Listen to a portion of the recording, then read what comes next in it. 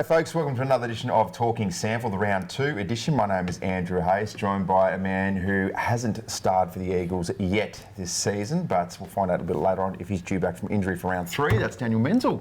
Hayes, it's good to be here. It's been an interesting couple of weeks. Some upsets in there. Your multi went down, unfortunately, in classic. the first one, but standard. Some really interesting games that I'm looking forward to breaking down. All right, let's get stuck into the games. So round 2, Sturt took on Norwood. That was for Thursday night football. This was one of those games where we didn't know which way it was going to go based on round 1. Unbelievably, Sturt smashed the Redlegs. Yeah, well, the team that was super impressive in round 1 against the team that was really poor in round 1, and it showed exactly that in round 2. Sturt were far too good in that midfield, and it's been a slow start for Norwood. Awful conditions. We'll talk about Stephen Slimming and his efforts a little bit later on. Adelaide took on West Adelaide. Of course, Crows taking on the Bloods. I thought this was going to be an absolute blowout. It was closer than I reckon we thought. Yeah, it definitely was. West Adelaide was in front at half time. So they've shown some things in the first couple of rounds, West Adelaide, which their fans will be really happy with. But Adelaide, a strong team in again this week, get the job done again with a really potent offence too. So we know they're coached well at the Bloods with new coach Adam Huth. So that was his first official game. Didn't coach the week before because he's off having a baby. So yes, he's in the books. Eagles took on South Adelaide. I had you guys winning. You didn't. Well, it looked like it at quarter time. 3 goals 5 to 1 goal 1, in control of the game, and then South Adelaide came out, changed a few things, were far too good in the second quarter, slammed on 5 goals to 0, and that was the difference in the game. They're going to be a good team, especially down there at Flinders University. Going to be hard to beat the Panthers this year. There's 2 places that it feels like opposition teams don't want to play at, and that is Noarlunga. And that is Central Districts. North and South. And maybe North Adelaide just didn't want to play for round 2, so they travelled to the Ponderosa. This was the upset of the round. It certainly was.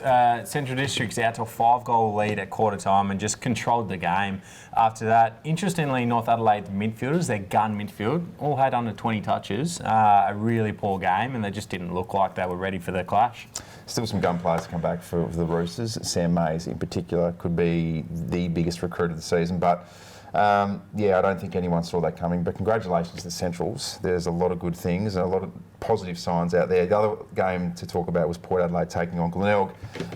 This wasn't surprising for me. I thought the Bays would get it done, and saying that it was closer than I probably thought. Yeah, they bounced back at home, Glenelg, after losing to Sturt last week. Port had a decent side in, some AFL listed players, but their forward line, which is going to be so potent this year and has been over the previous few years, was the difference in the game. Gee, I love Lockie Hosey, and I love it when he kicks 6 at home. Do you reckon he would have celebrated some of those goals? Well, I watched it and he did. So let's take a look at the ladder. And after 2 rounds, we had 3 teams undefeated, Hazy. So 3 teams that you think will be thereabouts come the end of the season. Yeah, the one for me, I think we knew that the Crows were going to be really, really good. South Adelaide as well. It's a really nice start for them. You like seeing the Panthers do well. The Double Blues, though, when you look at their roster and their list, geez, they run deep. Lewis, Battersby, Frederick, the new recruit. Voss is just an absolute star. He should be playing in the AFL.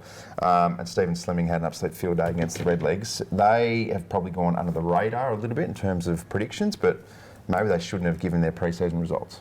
Yeah, correct. And I think the additions of McFadden and Frederick as well just really complement the inside contested players as well. So as we look through that, you've got obviously the 4 teams on the one-on-one, and West Adelaide, Port Adelaide and Norwood struggling at the moment in 10th position.